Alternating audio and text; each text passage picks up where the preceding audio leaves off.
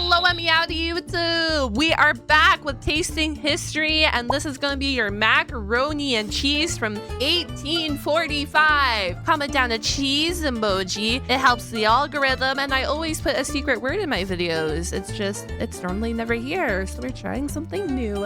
But let's dive right on into the video. I've never met a mac and cheese I don't like. Whether it comes out of a blue box or is served with Gruyere and lobster, mac and cheese can do no wrong. And so lobster mac and cheese, it's freaking expensive, but that is, so good. I have high hopes for this 19th century mac and cheese recipe with the fancy name, Macaroni à la Reine. So thank you to Bright Sellers for sponsoring this video as we celebrate gastronomy's power couple, macaroni and cheese. This time on Tasting History. Yippee!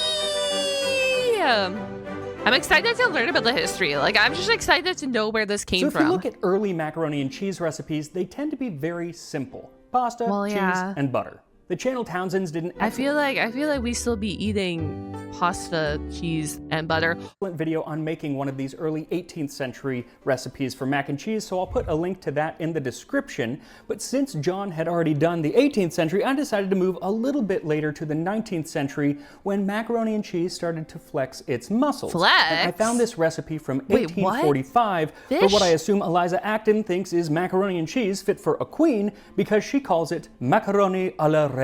This is a very excellent and delicate mode of dressing macaroni. Boil 8 ounces in the usual way, and by the time it is sufficiently tender, dissolve gently 10 ounces of any rich, well-flavored white cheese in fully 3/4 of a pint of good cream. Oh, now we're getting Add a little fancy. salt, a rather full seasoning of cayenne, from half to a whole saltspoon of pounded mace, and a couple of ounces of sweet fresh butter. The cheese should, in the first instance, be sliced very thin. It should be stirred in the cream without I feel like this is like the traditional mac and cheese recipe now. Or some of the mac and cheese traditional recipes, I should say, that you're still using the cream and whisking or, stirring into the cheese as it melts. Until it is entirely dissolved and the whole is perfectly smooth. The cheese may be poured equally over the macaroni, thickly covered before it is sent to table with fine crumbs of bread fried of a pale gold color. Nothing too complicated in the process, and so it really comes down to what ingredients you're using.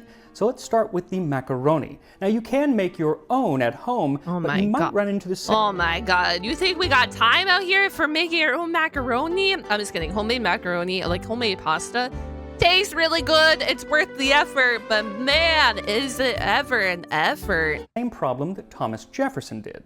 See, he actually wrote down a recipe for making macaroni along with a diagram of a pasta machine. And then he had one of those machines sent from Italy to America so he could have fresh pasta made for him. But he quickly realized that the pasta was inferior to that he had had in Italy and in France. Of course. And it all came down to the flour. He noted that the best macaroni in Italy is made with a particular sort of flour called semola in Naples. So he ended up still importing pasta from Italy, which is actually how most people got their pasta for a very long time. I'm not here, the Italians got it down pat with their pasta, okay? You can't really get a whole lot better than that. They got it down pat, and they got it down pat that it's pretty, equal.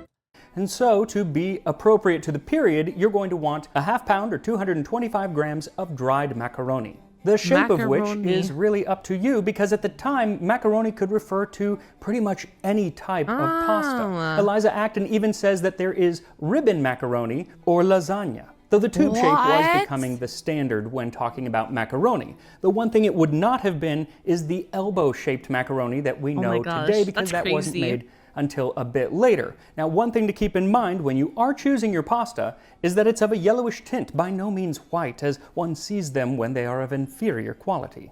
So to prepare the pasta, she says to add a little salt and a bit of butter the size of a walnut to the boiling water before adding in the pot. I love measurements from old freaking recipes like this. They didn't really measure stuff.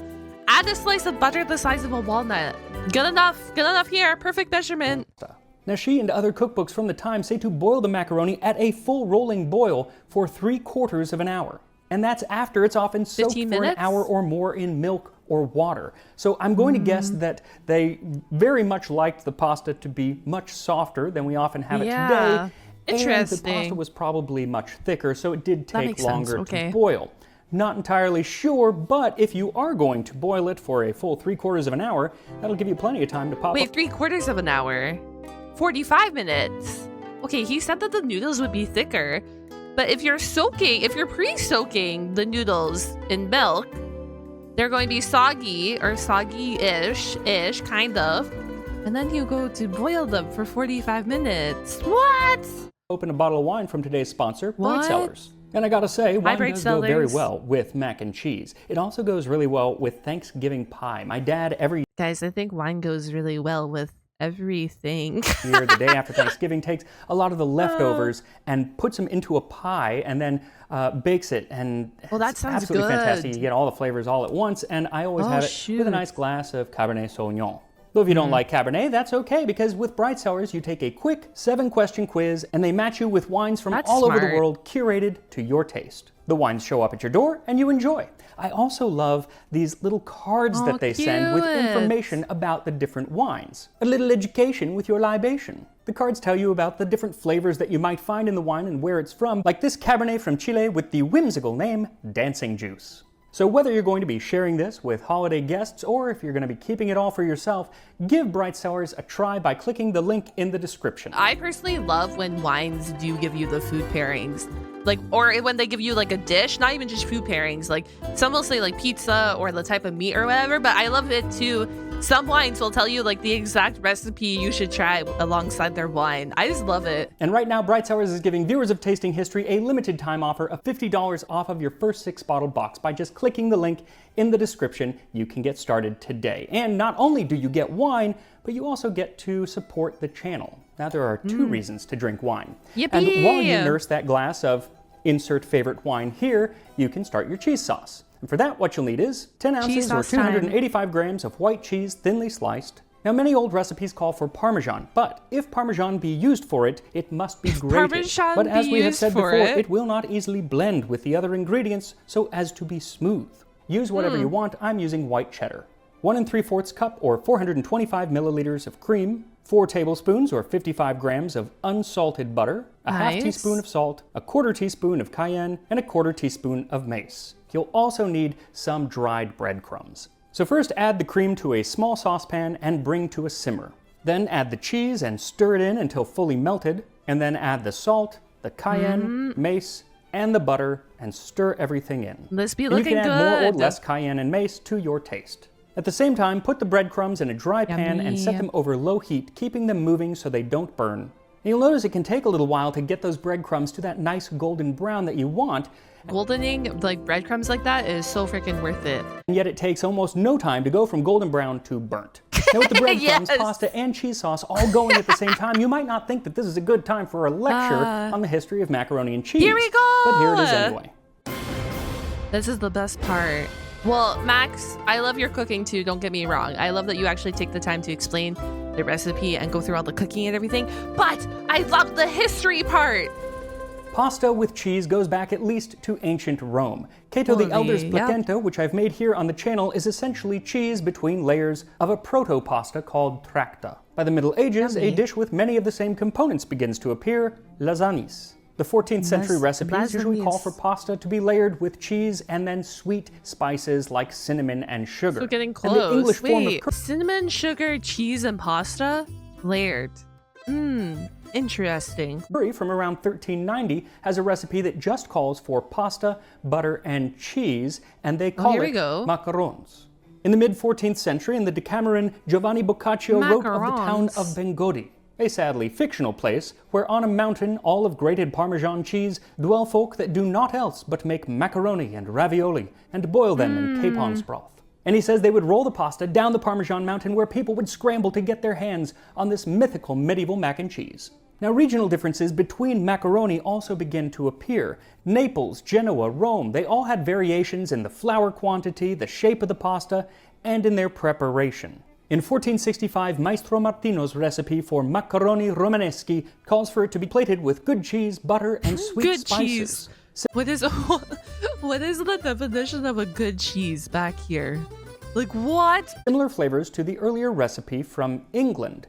And the macaroni connection between Italy and England is rather complex. It appeared in the form of curry in 1390, and then the first recipe called macaroni and cheese, or rather to dress macaroni with Parmesan cheese, appeared in Elizabeth Raffles' 1769 The Experienced English Housekeeper. But around that same time, there's a linguistic curveball thrown because in England, the term macaroni not only referred to pasta, but also to a type of fashion. Excuse Yankee me? Doodle went to town, all right. It referred to both? That's when confusion starts happening. That's why we have 18 million words that mean the same thing. Riding on a pony, he stuck a feather in his hat and called it macaroni. Every American knows that song, and by the end of the American Revolution, it had become a patriotic ditty, but it actually started off as a bit of an insult to the colonists. Some claim that it was a way to mock the colonists by saying that they were so uncouth that merely by putting a feather in their cap, they thought that they were fashionable. But I'm pretty... I love it. I love the origin. Yeah, just put a feather. Yeah, man. sure it was actually a way to attack their masculinity. See, in the mid-18th century, it had become popular for the wealthy young men of England to take their grand tour, which was a lengthy trip around the European continent with a focus on the splendors of the Italian peninsula. While there, they would develop a taste for the finer things in life, elegant fashion, sophisticated manners, and an appreciation for top cuisine like the Italian macaroni. And similar to the Finer Things Club from The Office, these young sophisticates became members of what was called the Macaroni Club. And when they returned to England, they wore their ostentatious outfits and their bejeweled wigs. And had there been a... Bro, like some of the wigs I can kind of understand. Other wigs? Like, why are you wearing such a, like, volume? Like, the volume of the wig is crazy, you know? Paul's macaroni race 250 years ago, they might have become cultural icons. But that is not how it turned out. 250 See, years the style ago. of dress coincided with a time where it was very popular to mock the wealthier classes, and the fashion just made it too easy.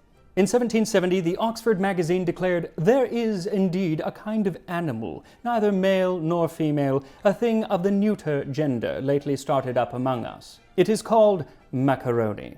It talks without meaning, it smiles without pleasantry, it eats without appetite, it rides without exercise, it wenches without passion." They were ahead of their time, and the style was short-lived. Wait, not wenching without passion? How could this be? No way. The style was short-lived, and the term macaroni returned to meaning pasta. But again, any pasta, especially in Italy. So it just got derailed briefly. Quick little derailing there, and then we're back on track. Any shape of pasta was still called macaroni. In fact, if you look at the many paintings and later photographs titled Macaroni Eaters, they are almost always Neapolitans eating long strands of pasta with their hands, more like fettuccine or spaghetti today.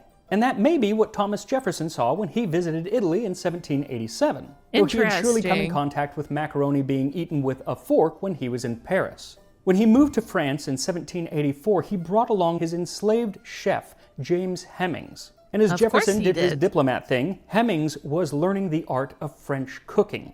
He studied under several of France's greatest chefs at the time and is often considered to be the first American chef trained in France. And when they returned to America, Hemmings brought many of the recipes he learned with him, some of which Jefferson wrote down, like the macaroni.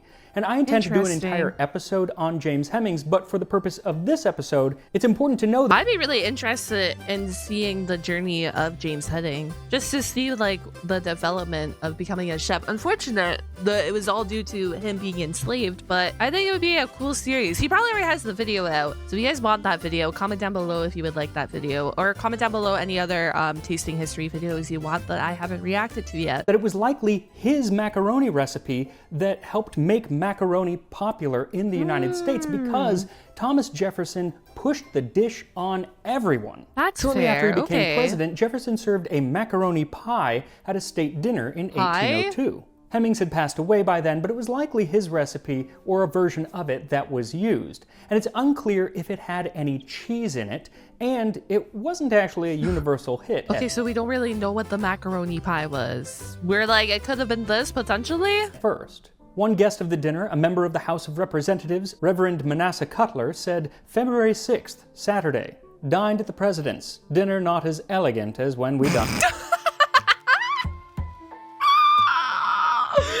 Dined dined at the president's dinner not as elegant as when we dined before is wild. Before.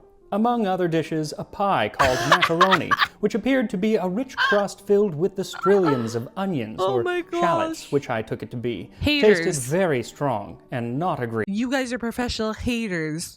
Another guest was Meriwether Lewis of Lewis and Clark, and when Cutler asked about the onions in the dish, Mr. Lewis told me there were none in it. It was an Italian dish, and what appeared like onions was made of flour and butter with a particularly strong liquor mixed with them. So he doesn't mention cheese in the dish, but after dinner he says, "We drank tea and viewed again the great cheese." And at first I thought maybe he was talking about the macaroni dish, but no. Rather, it is a wheel of cheese that was given to Jefferson as a gift. And Jefferson kept it in its own dedicated room, and people would travel for days just to have Jefferson invite them to the mammoth room and see the mammoth cheese. And if you think politics is divisive now, back then even the cheese was partisan, as the man who made it said that when it came to the milk used to produce the cheese, no federal cow must contribute a drop. This is wild. I didn't think the history of mac and cheese is going to be this wild. I'm going to be straight up honest with you guys. And that might explain why Cutler was such a grump at the dinner, because he, like the unrepresented cows, was a Federalist. Now, while Cutler might have not been wooed by the macaroni, most of the population was, because it starts appearing in many of the early cookbooks from America, including The Virginia Housewife or Methodical Cook in 1824. It was written by Mary Randolph, and it does have cheese. And the fact that Mary Randolph was a close cousin to Thomas Jefferson and spent time with the family makes me wonder if her recipe is not in some way influenced by a version that James Heming served 50 years earlier. It most definitely is influenced. Will it be acknowledgeable that it was influenced? Who knows? Now, macaroni at this point was still mostly being imported from Italy, so it wasn't inexpensive. And so the dish, rather than calling it simply macaroni and cheese, would often be given more elaborate names like macaroni à la sauce blanche or macaroni à la reine, like the one that we're making today. And even as the price of pasta started to come down, it was still generally known as a rather luxurious dish among the wealthy. Isn't it crazy? And now times have flipped, right? This is what, 200 years ago, 1800s, 1900s, beginning of 1900s. Back then, it was luxurious to have pasta, and now I feel like it's the to-go-to struggle meal, or one of the to-go-to struggle meals. But there was a concerted effort to change this. In 1855, Alexis Soyer, one of Victorian England's most celebrated chefs, wrote of vermicelli and macaroni. "Pray, Eloise, why should not the workman and mechanic partake of these wholesome and nutritious articles of food, which have now become so plentiful and cheap? Macaroni is now selling in London at 5 pence per pound, and makes 4 pounds of food when boiled." And it took a while, but eventually it did become accessible to the masses. But once everyone was eating it, it kind of lost its appeal amongst the wealthy, and so the fancy French-named macaroni. Yeah, because it's not luxurious enough for the wealthy, and they can't be associated with the poor, man. They can't. Macaroni and cheeses fell off of the menus of nicer restaurants, especially those in the northern United States. Crazy, but in the southern United States, it remained rather popular, especially amongst the African-American population.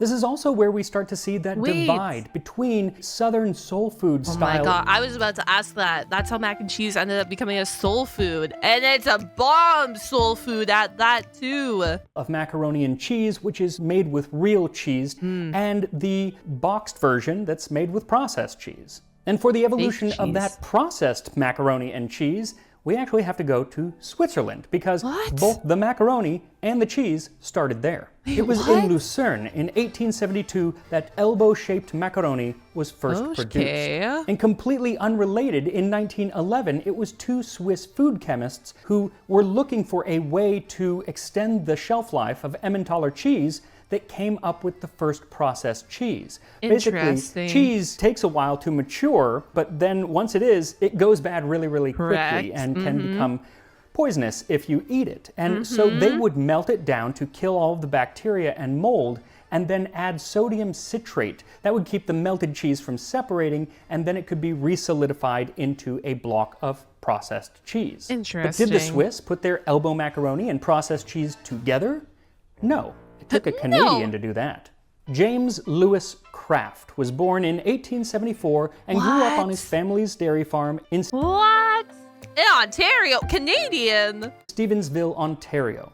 In 1903, he went into the wholesale business when he moved to Chicago and started selling cheese to grocers off of the back of a rented horse-drawn wagon. Kraft the issue was with cheese. cheese's short shelf life, he had trouble selling in bulk, and during the summer without refrigeration, he had trouble selling it at all. Trying to sell cheese without refrigeration in the summer is crazy. Like, that's bound to not be a good business practice. Doing a little research, he came across the same process that the Swiss had and melted it down and then added sodium phosphate, which seemed to work better for his cheddar. He canned the cheese and sold it in bulk all year round. And in 1916, he patented the process just before America went into World War I.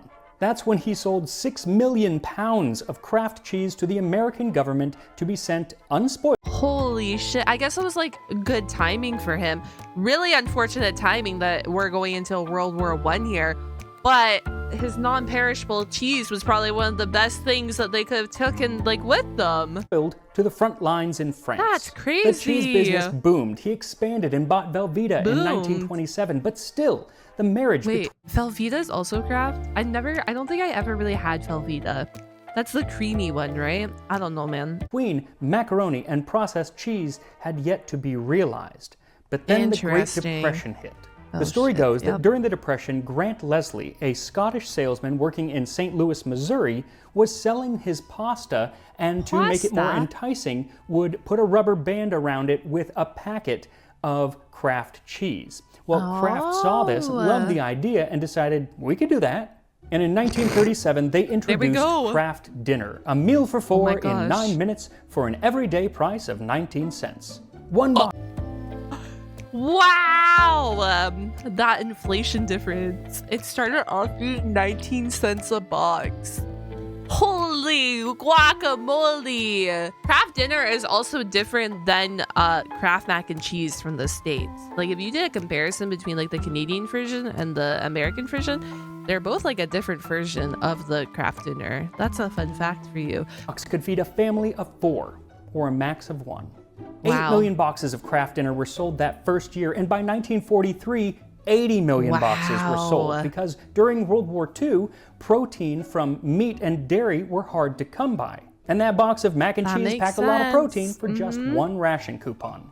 It was also a quick meal for a time when women were working in factories and not at home cooking the complicated meals of years past. And even after the war ended, that quick meal was awful enticing, as one of the radio ads said, "Don't hurry, puff and wheeze, there's a main dish that's a breeze." Kraft Dinner first came in a yellow box, and in 1954 they switched over to the blue box. And as popular as Kraft macaroni and cheese is here in the United States, it's actually much more popular under its original name, Kraft Dinner, or now KD, up in Canada, where Why am I getting directly called out, man? Why am I getting directly called out? What the heck is this?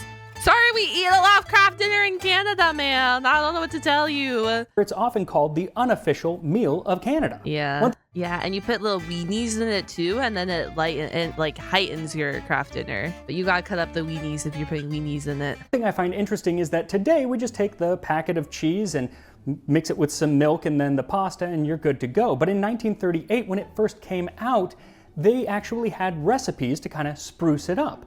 And one of the first recipes had a pinch of cayenne pepper, just like the Victorian recipe that I'm about to eat. So once all of the components of the... That's cool. Dub history. Like I said, I don't eat Kraft Dinner often. I think if you were to go buy it at the store, it's about $2 a box now, at least here in Canada, at least in the part of Canada I live in, because Canada grocery prices are different wherever you are. But I haven't bought Kraft Dinner in a very freaking long time, so it could be even higher now. Mac and cheese are ready. Put the drained pasta into a dish or a pan and pour the cheese sauce over it, making sure everything is well coated. This is looking good. Then sprinkle on the toasted breadcrumbs and serve. And here we are, macaroni à la reine. Fancy Victorian. You know what? This looks really good. I'm biased though. I love when you bake the macaroni after you make the sauce. I don't know if anyone else like in my chat agrees with me here. I will eat the mac and cheese if it's served to me like this, but I do love the little bake when you put a little bake on it. Mac and cheese. Here we go. It looks fucking good though. No? Hmm? All right, straight off, my favorite part, the breadcrumbs. Yeah. I could put like a whole loaf of breadcrumbs on here. They just add such a wonderful texture. They do. I agree. The rest of the texture is like macaroni and cheese. I mean, very, smooth and creamy with the it looks texture good though. Of macaroni. The flavor is really going to depend on what cheese you use, because I'm not getting a lot of. I take that back. I am getting some of the mace and and that cayenne, especially at the very, very end. It takes a second. At first, it's like little all I'm bite at the tasting end. is the cheese. And it's wonderful. I don't know if you guys agree with me here in chat, but I think when you do that little mixture of cheeses, it makes the best mac and cheese. Like a 4 cheese or something. But like I said, whatever cheese you use, that's the main flavor. Yeah. But then you get that mace and that cayenne. What's interesting is it actually reminds me of the rice soup in the Third Class Titanic video. And thinking back on that, the main ingredients, the flavors there were mace and cayenne. And it's kind of from around similar. The same period. It's about 50 years later, I guess. But that's really interesting. Basically, instead of cheese and macaroni, it's rice and milk with those spices.